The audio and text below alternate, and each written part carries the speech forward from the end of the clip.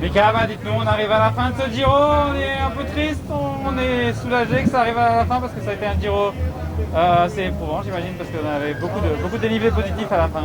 Ouais, non, je suis vraiment pas triste que ça se termine. J'ai plutôt hâte d'ailleurs parce que ça a été un Giro vraiment très difficile.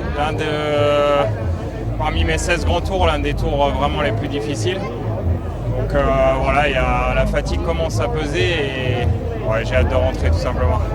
C'était quoi le plus difficile sur ce Giro? C'est l'accumulation des difficultés. C'est sans doute le grand tour cette année qui a le plus de dénivelés positifs, je crois. Ouais, de peu, je pense. On tourne autour des 55 000 mètres de dénivelé. Habituellement, c'est entre 50 et 55 000 toujours. Mais c'est plutôt le rythme, l'homogénéité, le collectif de certaines équipes qui est vraiment très fort et qui ont pu imposer un rythme vraiment très élevé. Notamment sur des étapes comme Turin, on a eu des étapes en duo qui ont été vraiment compliquées. Samedi, dimanche dernier, le lendemain de la journée de repos là, de la 3e semaine, mardi et mercredi. Et voilà, hier c'était un peu plus facile en fait avec le scénario de l'échappée qui a été au bout. Mais aujourd'hui on a une difficile étape qui nous attend et voilà, en tout cas je reste concentré évidemment et j'ai encore de l'envie. Qu'est-ce qui va se passer aujourd'hui? Il y a une grosse bataille pour le général, il y a aussi beaucoup de coureurs qui veulent gagner bien sûr.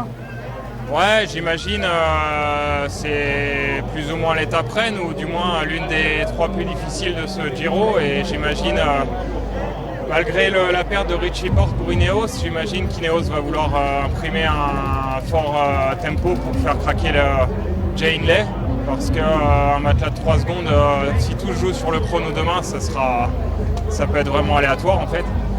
Et je pense qu'il va essayer de se créer un matelas confortable et notamment avec les passages à plus de 2000 mètres de dénivelé qui lui sont favorables, je pense, à Carapace.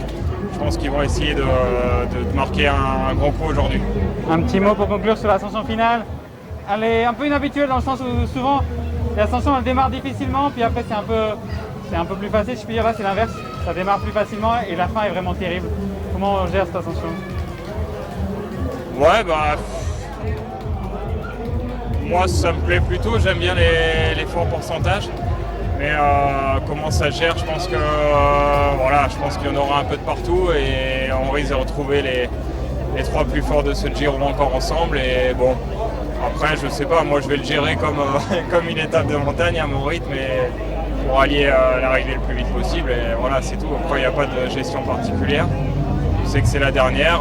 Demain le chrono, 17 bornes ça va bien se faire.